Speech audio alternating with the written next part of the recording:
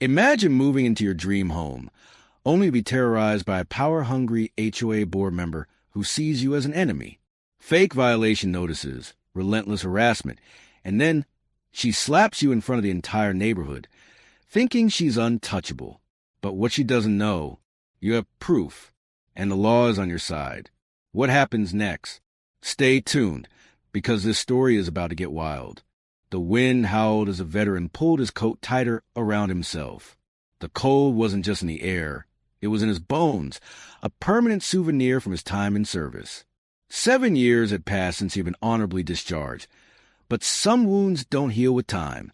He wasn't the kind of soldier who saw combat or fired a rifle in war zones. He was a convoy driver, one of those people who made sure supplies, personnel, and critical materials made it to the right places. His job wasn't glamorous, but it was essential. Then one day, everything changed. The convoy he was leading had been driving along a rugged dirt road when an accident flipped his truck. The metal twisted like paper, the impact crushing his leg beneath the weight of the vehicle. He hadn't blacked out. He remembered every second.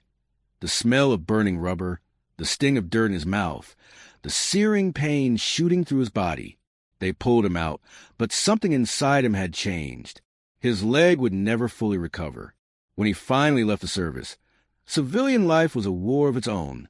The world moved differently when you were no longer in uniform. Jobs were scarce, and employers only saw a disabled man, not a soldier who had given years of his life in service. His pride took a hit, but he never let it break him. He needed stability, routine, something that felt like control. Finding the right home, however, proved to be another battle entirely. When the veteran first started searching for a new place, he thought it would be simple. He had some savings, a modest pension, and a willingness to start fresh. What he didn't account for was how few houses were built for people like him. He didn't need much, just a one-story home, minimal stairs, and a bit of space to breathe. But every real estate agent he spoke to had the same sympathetic yet dismissive tone. We don't have much inventory like that. Would you consider a second-floor unit? It's not that many steps. Maybe a townhome? The stairs would be good exercise. They didn't get it. Stairs weren't an inconvenience. They were a barrier. If his leg gave out at the wrong moment, he could fall, break something, and end up right back where he started. For 6 long months, he searched from his parents' couch, flipping through listings, watching as every good option was snatched away before he could even call. Then finally he found it. A single-story home with a small front porch, tucked in a quiet neighborhood. It wasn't perfect, but it was enough. The catch? It was in an HOA community. He hesitated at first. HOAs had a reputation. Rules, fees, unnecessary drama. But this one seemed reasonable. They handled snow removal, sidewalk maintenance, and general upkeep. For someone like him, that wasn't just a perk. It was a necessity. So he took the plunge. He signed the papers, packed his bags, and moved into a place that was supposed to be a sanctuary. What he didn't know was that his worst nightmare was waiting for him in that neighborhood. The first few weeks in the neighborhood were uneventful, peaceful, even. He focused on settling in, getting used to his new surroundings, and sticking to his routine. He wasn't the overly friendly type, but he wasn't unfriendly either.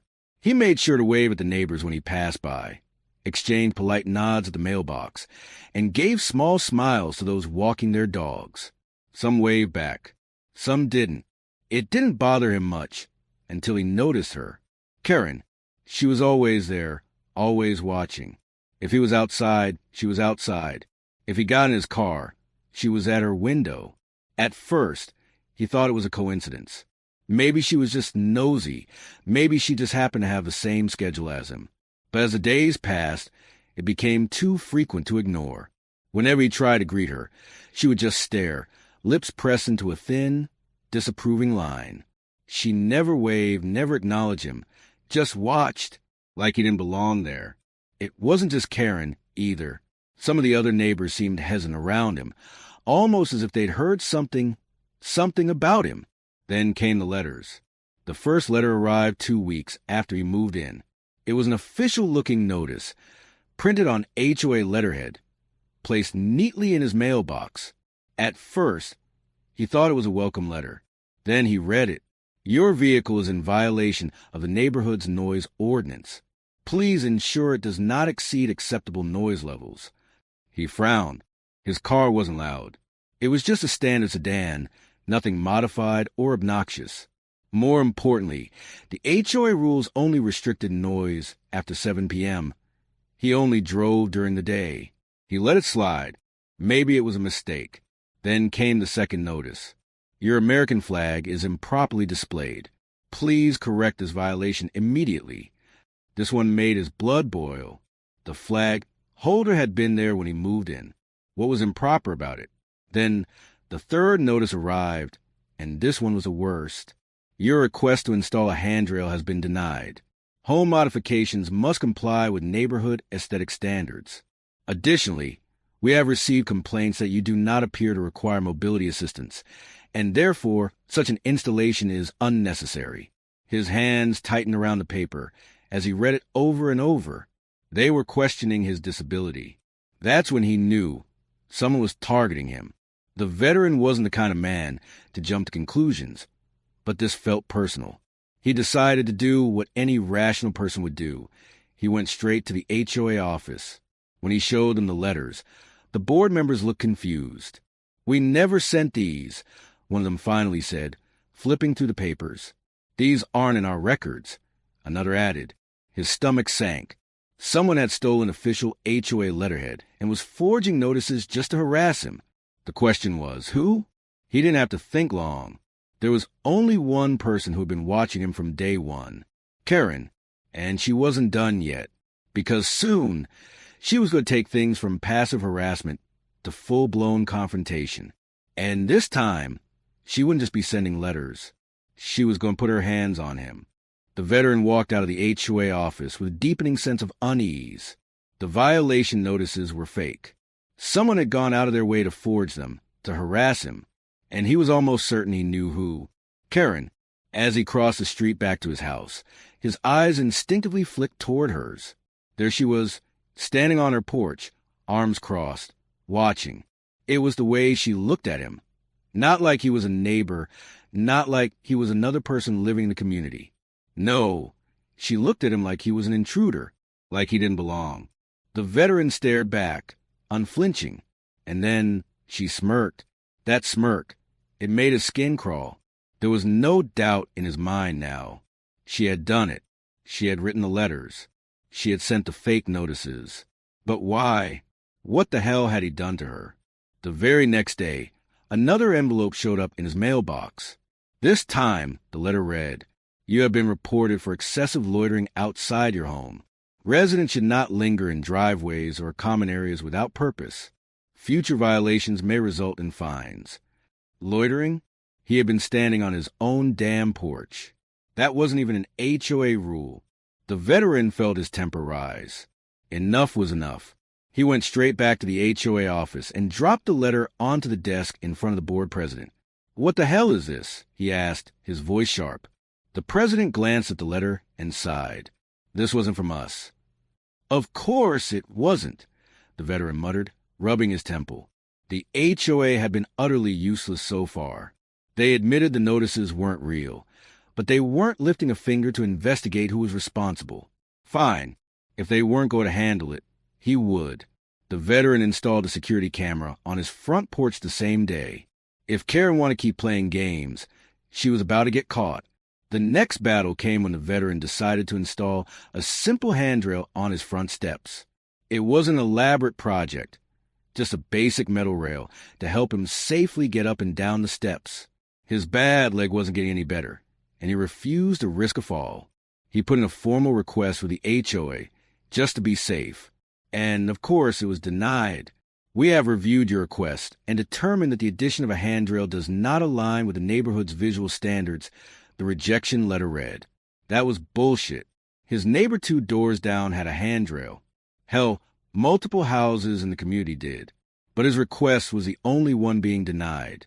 He had a bad feeling about it. So he started asking questions, and that's when a sympathetic HOA board member let something slip.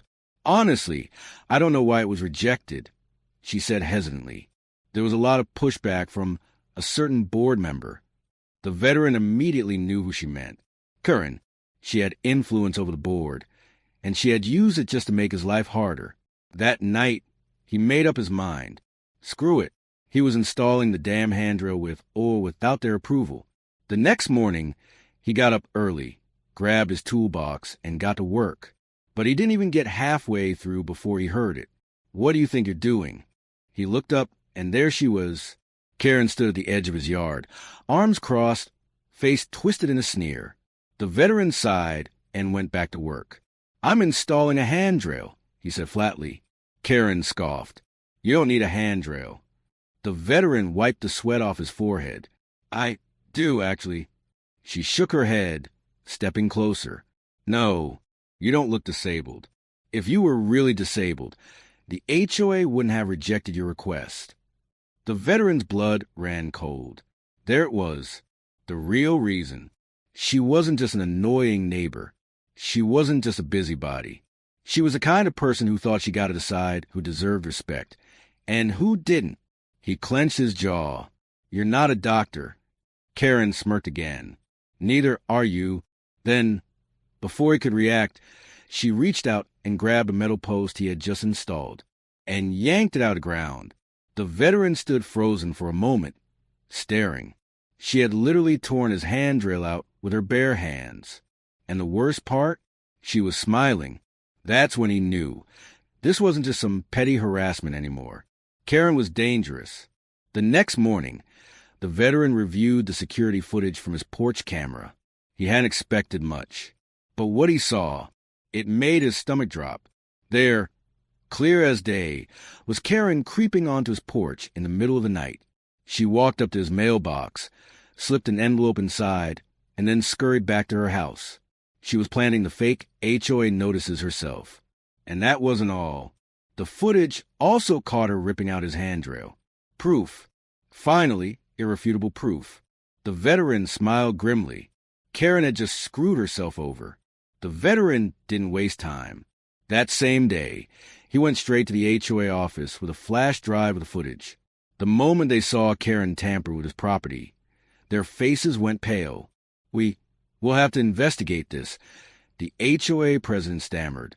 The veteran wasn't impressed. "No, you'll fix it. Now." They had let her get away with too much already. The HOA held an emergency meeting that evening. Karen was officially reprimanded and stripped of her ability to file complaints. But the veteran knew it wasn't over. Not yet. Sure enough, later that night, he saw Karen standing outside his house again. This time, she wasn't sneaking. She was waiting, watching, seething. And when he pulled into his driveway, she stepped forward, blocking his path. His chest tightened. Something was different this time. Something was about to happen. And then it did. She attacked. The night air was thick with tension as the veteran locked eyes with Karen. She stood in the middle of his driveway, her arms rigid at her sides, her lips twisted into a smirk that sent an uneasy shiver down his spine. This was different.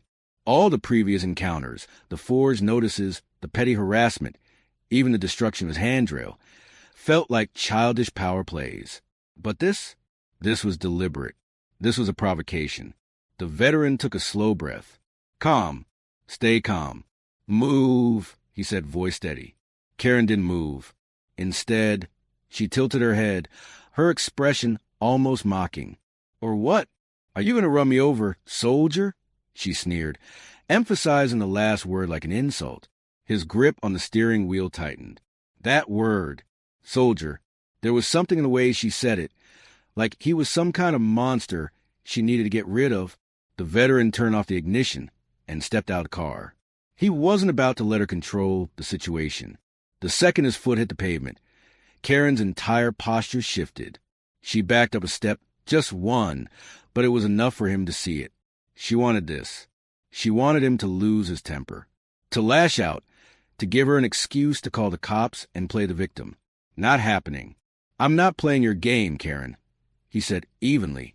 "Get off my driveway." She folded her arms and scoffed. "This isn't your driveway. It belongs to the HOA. And I, as a board member, have every right to be here." The veteran exhaled through his nose. Then I guess the HOA should know their board members are trespassing. He pulled out his phone, thumb hovering over the record button. Karen's smirk faltered for the first time. That was her weakness. She thrived on her word being the only one that mattered. But the second there was proof, the second her actions were documented, she lost control. Her eyes darted to his phone, then back to his face. "You think that little camera's going to scare me?" she snapped. He didn't answer, just started recording. Karen let out an angry breath. "Fine, but this isn't over." She turned on her heel and stormed back toward her house, muttering under her breath. The veteran watched her go, keeping the camera rolling until she was inside. Only when the door slammed shut did he let out the breath he didn't realize he'd been holding. This wasn't over. It was just beginning. The next morning, the veteran checked the security camera footage, just in case. And sure enough, sometime around 3 a.m., a figure had crept onto his porch. Karen. She had stood there for a full 5 minutes, just staring at his front door, not moving, not knocking, just standing in the dark, her face barely visible in the dim glow of the porch light, watching. The veteran's stomach twisted. This wasn't just about the HOA anymore. This was personal. He saved the footage and debated his next move. Calling the cops crossed his mind. But what would he even tell them? My neighbor stood on my porch and stared at my door for 5 minutes? Legally, that wasn't crime, but it was a warning. She wanted him to know that she could come onto his property whenever she pleased, that she wasn't afraid, that she was always watching. At first, the veteran thought he was the only one dealing with Karen's insanity, but then small things started happening. A neighbor, a quiet older man who usually kept to himself, stopped him one morning as he was getting his mail. "She's been asking questions about you," the man said in a low voice. The veteran frowned. "What kind of questions?" The man glanced around, as if checking to see if anyone was listening. "If you were really in the military, if you're faking your injury, if you have a criminal record." The veteran's pulse spiked. "And what did you tell her?" The man gave him a wry look, that she should mind her damn business. The veteran exhaled. At least someone in this neighborhood had sense. But that wasn't the last conversation. A few days later, a woman walking her dog stopped him. "Karen's been telling people you're dangerous," she said hesitantly, "that you have PTSD, that you could snap at any moment." The veteran clenched his jaw. So that was her plan. If she couldn't get rid of him herself, she'd turn the neighborhood against him, plant fear, spread rumors, make people believe he didn't belong. It was a slow, methodical kind of attack, one meant to isolate him. And the worst part? It was working. Neighbors who used to wave at him now looked away. Conversations that used to linger now ended abruptly when he approached. She was poisoning the community against him. But the veteran wasn't about to let her win. It was a Saturday morning when the veteran pulled into his driveway and saw her, Karen, sitting cross-legged in the middle of his driveway, holding a large hand-painted sign. "Peace, not war." His stomach dropped. Neighbors had already started gathering on the sidewalks, whispering, watching. The veteran took a deep breath and stepped out of his car. "Karen, get off my property." She didn't even look at him. "This is a peaceful protest," she announced loudly, voice carrying across the street. "I have every right to be here." The veteran ran a hand down his face. "A protest? Against what?" She lifted her chin. "Against you. Against war criminals pretending to be heroes. Against the violence you bring into this neighborhood." The veteran's hands curled into fists. This was beyond harassment now. This was an attack on his character. And the worst part? The crowd was watching, listening. Karen's words were digging in. Somewhere in the crowd, he heard someone mutter, "Maybe she has a point." That was the moment he realized exactly what she wanted. She wanted him to snap, to yell, to lose control in front of everyone. But instead, the veteran did something Karen didn't expect. He pulled out his phone, pointed it at her, and started recording. "You're trespassing, Karen, and you're harassing a disabled veteran. Keep talking." For the first time, Karen hesitated. Her smirk faltered, because now Now he had evidence. But instead of backing down, she doubled down. And that's when she made her biggest mistake. She got up, stepped forward, and before he could react, she slapped him across the face. The slap rang out in the silence. For a second, no one moved. The veteran stood completely still, his cheek stinging, his pulse hammering. Karen's face twisted into a look of mock fear. "Oh my God," she shrieked. "He tried to hit me. Did you see that?" The crowd gasped. And then, before Karen could say another word, a voice cut through the silence. "I saw everything." The veteran turned. A neighbor, a woman who had been standing near the back of the crowd, stepped forward, arms crossed. "You hit him, Karen. We all saw it." Karen froze. Her eyes flicked to the crowd, who were now murmuring amongst themselves. And for the first time since this nightmare began, Karen looked afraid.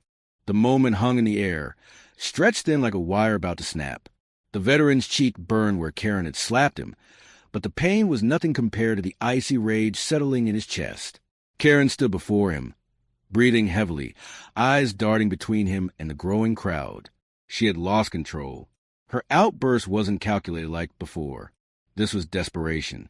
But what she hadn't accounted for, what she had never expected, was that people had seen everything. "You hit him, Karen." The woman's voice, steady, unwavering, sliced through the silence. Karen's head snapped toward the neighbor, her eyes wide with panic. "No, no, no, he was threatening me," she shrieked, her voice climbing into hysteria. "I was defending myself." But the crowd wasn't buying it anymore. "I saw the whole thing," another neighbor murmured. "He didn't even touch you. You hit him first." "She's been harassing him for weeks." Whispers rippled through the crowd. Karen's face twisted, a mixture of shock and anger. This wasn't how it was supposed to go. She had always controlled the narrative. Now, the truth was out in the open. The veteran took a step back, exhaling through his nose. He had won this round, but he wasn't about to let her slither away from this unscathed. He pulled out his phone. "You just assaulted me, Karen," he said, voice calm but laced with steel. "And now I'm calling the police." For the first time since this nightmare began, Karen looked afraid. "Wait, we don't need to do that." Karen's voice was suddenly sweet, forced, laced with fake innocence. "Let's just talk about this." The veteran didn't even blink as he pressed 911 on his phone. 911, what's your emergency? "I was just assaulted," he said, loud enough for everyone to hear. "I need police at my address." Karen flinched. Her desperation was obvious now. She had pushed too far. "Look, I didn't mean to hit you," she stammered, her hands trembling as she reached toward him. "You startled me. I was scared." The veteran took one step back, eyes cold. "Stay away from me, Karen." She turned to the crowd, eyes darting frantically. "You all saw. He was coming at me," she cried. But instead of nodding in agreement, the neighbors were shaking their heads. Karen's eyes widened. For the first time, she realized she was alone. No one was coming to defend her. And when the distant sound of sirens cut through the air, her face went ghostly pale. When the patrol car pulled up, two officers stepped out, a man and a woman, both calm but alert. Karen immediately turned on the waterworks. "Officers! Thank God you're here!" She rushed toward them, her voice trembling. "I was just attacked." The veteran clenched his jaw. Unbelievable. The male officer held up a hand, stopping Karen mid-step. "Ma'am, we're going to need you to stay right there." His tone was firm, professional. Karen blinked, caught off guard. The female officer turned to the veteran. "Sir, can you tell us what happened?" The veteran didn't hesitate. "She's been harassing me for weeks. Today, she blocked my driveway, started yelling at me, and when I told her to move, she slapped me across the face." Karen let out a loud, dramatic gasp. "He's lying," she screeched. The officers exchanged a look. "Sir, do you have any proof?" The veteran smiled grimly. "Yeah, I do." He held up his phone, the screen still recording. "I got the whole thing on video." Karen's face drained of color. Her mouth opened and closed, but no words came out. For the first time, she had nothing to say. The officers took the veteran's phone, reviewing the footage, and as they watched Karen slap him across the face, loud and clear, their expressions turned stone cold. The male officer turned to Karen. "Ma'am, turn around and put your hands behind your back." Karen froze. "W what?" The officer stepped forward. "You're under arrest for assault." The moment the handcuffs clicked around her wrists, Karen exploded. "No, you can't arrest me," she shrieked, struggling as the officers restrained her. "I'm an HOA board member. I have special authority." The neighbors gasped. Some snickered. The female officer raised an eyebrow. "Ma'am, HOA board members don't have legal immunity." "But I'm a VIP." Karen kicked her feet wildly, looking like a child throwing a tantrum. The veteran crossed his arms, watching as she was dragged toward the squad car. She wasn't smirking anymore. As the officers guided her into the back seat, she turned to the veteran, her face contorted with rage and humiliation. "You think you've won?" she snarled. "You don't belong here. This neighborhood was perfect before you came." The veteran met her gaze, calm, unwavering. "It'll be perfect again once you're gone." The door slammed shut. Karen screamed in frustration, kicking the seat as the officers got into the car. And then, with flashing lights and hum of the engine, the patrol car pulled away, taking Karen with it. The street was silent as the patrol car disappeared down the road. No one spoke for a long moment. Then, damn, a neighbor, a middle-aged man who had been watching from his front yard, let out a low whistle. Did that really just happen? Another neighbor laughed, shaking their head. "I thought she was untouchable." "Guess not," someone else muttered. The veteran let out a slow breath. It was finally over. Karen, the woman who had spent weeks making his life a nightmare, was gone. And just like that, the tension that had hung over the neighborhood for so long seemed to break. Neighbors who had once avoided eye contact with him were now nodding in approval. The woman who had first spoken up, the one who had called Karen out in front of everyone, stepped forward. "You okay?" she asked. The veteran nodded. "Yeah, I think I am." She smiled. "Good, because I think the neighborhood owes you an apology." The veteran blinked, caught off guard, and then one by one his neighbors started speaking, apologizing, thanking him. And for the first time since he had moved in, he felt like he actually belonged. The sirens had long since faded into the night, but the echoes of what had just happened lingered in the air. Karen was gone, but the aftermath? That was just beginning. The veteran stood outside his home. His neighbors still gathered around him, murmuring in hushed voices. The officers, now freed from Karen's hysterics, turned back to him. "We need to take your official statement," the female officer said, pulling out a notepad. The veteran nodded. He was ready, as he recounted everything. Karen's harassment, the fake violation notices, the destruction of his handrail, the driveway protests, and finally, the slap. The officer's expression darkened. "You have security footage of some of this?" the male officer asked. "Yeah," the veteran said, unlocking his phone. "I recorded the entire confrontation today. Plus, I have security footage of her trespassing on my property multiple times." The officers exchanged a look. This wasn't just one bad decision on Karen's part. This was a pattern of behavior. "This is more than simple assault," the female officer muttered. "This is targeted harassment." The veteran exhaled slowly. "So what happens next?" "We'll process the charges," the officer explained. "She'll be booked tonight, and in the morning, a judge will determine her bail. Given the evidence, she won't be getting off lightly." The veteran nodded. "Good." The officer hesitated for a moment before adding, "You also have the option to file for restraining order." That got his attention. "Restraining order?" "Yes," she continued. "Given Karen's history of harassment and her physical attack today, a judge would likely grant you one without issue. It would legally prevent her from coming near you, your property, or even making contact." That sounded perfect. "I want to file for it," he said without hesitation. The officer nodded, handing him a form. "We'll include this with the assault charges. If approved, she won't be able to come near you again, whether she's bailed out or not." The veteran took the paperwork. For the first time since this nightmare began, he felt like he was truly taking back control. By the time the police left, most of the neighbors had scattered back to their homes, though a few lingered. One of them, the same woman who had defended him earlier, approached him again. "I sent an email to the HOA board," she said. "They need to know what happened tonight." The veteran sighed. They already knew Karen was a problem. They didn't do anything before. Why would they care now? She gave a small smirk. "Because now everyone saw what she did, and you have proof." The next morning, the veteran got a call. It was the HOA board president.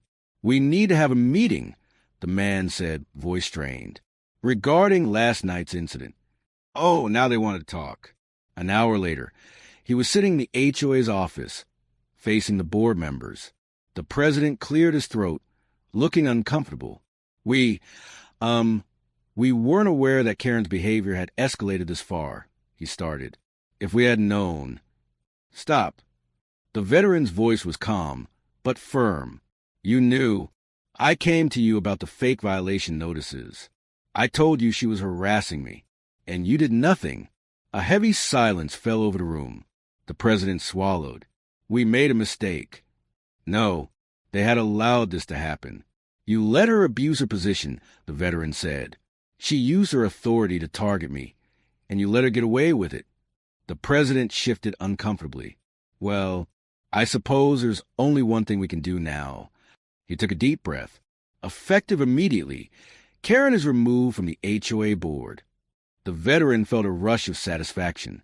Finally, but the president wasn't finished. "And," he continued, "we'll be sending a formal letter to all homeowners, explaining that Karen's actions do not reflect our values as an HOA." Translation: they were trying to cover their own asses. The veteran didn't care. Karen was gone. That was all that mattered. That afternoon, as the veteran sat on his porch, sipping his coffee, he got a text from a neighbor, a link to the county jail's website. And there it was, Karen's mugshot. Her usual smug, self-righteous expression was gone. Instead, she looked furious, as if she still couldn't believe this was happening to her. Beneath the photo was her charge: simple assault, pending court hearing. The veteran smirked. Justice. And he wasn't the only one who saw it. By evening, the neighborhood group chat was on fire. Screenshots of Karen's mugshot circulated like wildfire, along with messages like, "Holy crap, she actually got arrested. I never thought I'd see the day. Guess she wasn't so untouchable after all. I bet she's losing her mind right now." The veteran didn't participate in the chat. He just sat back and watched as Karen's reign of terror unraveled before everyone's eyes. A week later, the veteran received a court summons. Karen was being formally charged, and he was a key witness. The court hearing was short and brutal. Karen tried every excuse in the book. "He provoked me. I was standing my ground. This is all a misunderstanding." But with video footage, witness testimonies, and her history of harassment, the judge didn't buy a single word. Verdict? Guilty. Karen was sentenced to 1 year of probation, a hefty fine, and mandatory anger management courses. But the best part? She had to pay the veteran restitution for harassment. It wasn't about the money. It was about accountability. Karen had spent months trying to make his life hell, and now she was the one paying for it. In the days that followed Karen's conviction, the neighborhood felt different, lighter. The tension that had once hung in the air was gone. Neighbors who had once avoided him started saying hello. Some even apologized for not speaking up sooner. But the biggest change? The veteran finally felt like he belonged. One evening, as he sat outside, the same woman who had defended him from the start walked over with a small smile. "Neighborhood barbecue this weekend," she said. "You should come." The veteran hesitated. For months, this place had felt like enemy territory. But now it felt like home. He smiled. "I'll be there." The night after Karen's dramatic arrest, the neighborhood felt different. For the first time in weeks, the air wasn't thick with tension.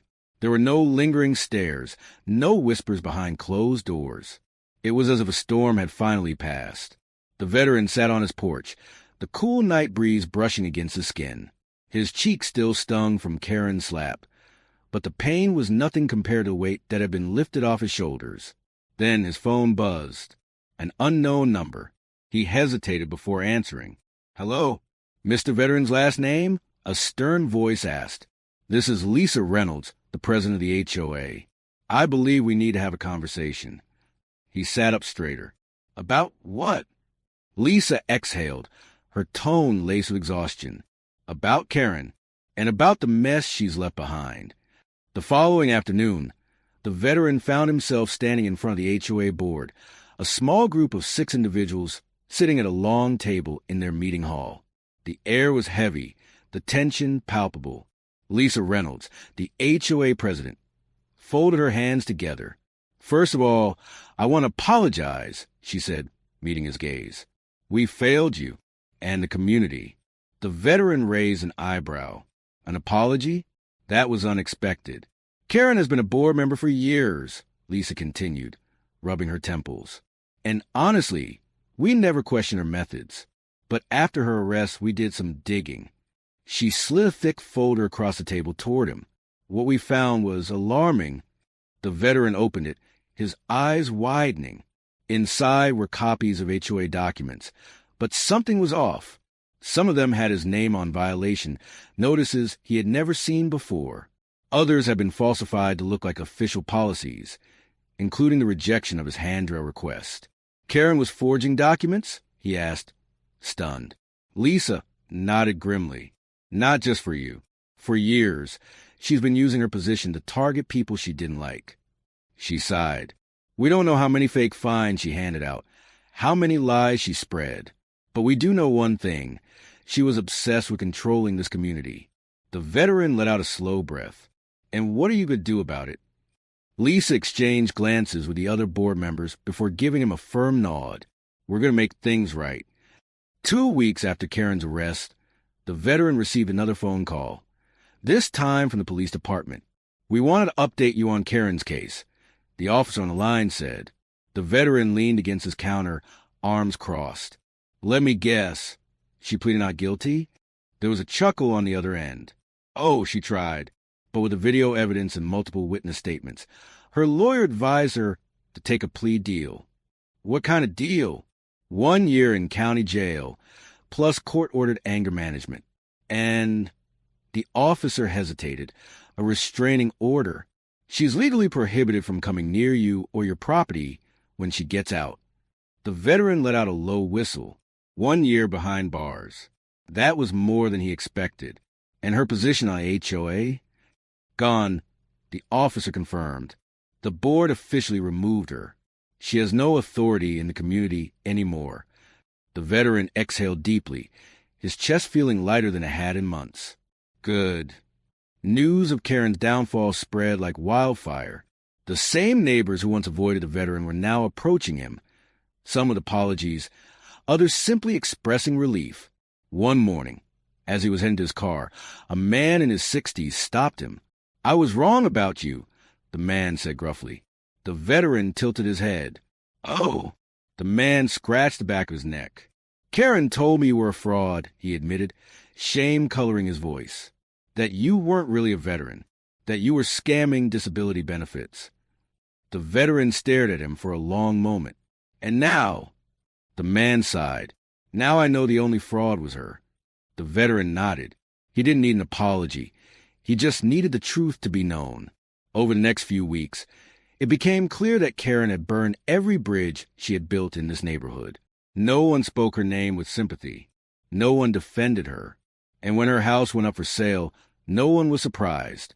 Karen wasn't just gone from the HOA. She was gone from the neighborhood. For good. One evening, the veteran stood on his porch, looking out at the quiet street. For the first time since moving in, it actually felt like home. There was no watchful stare from Karen's window. No petty violation notices in his mailbox. Just peace. The woman who had spoken up against Karen that day walked by with her dog and waved. "How's it feel, being the guy who took down the neighborhood menace?" she teased. The veteran smirked. "Feels like I finally live here."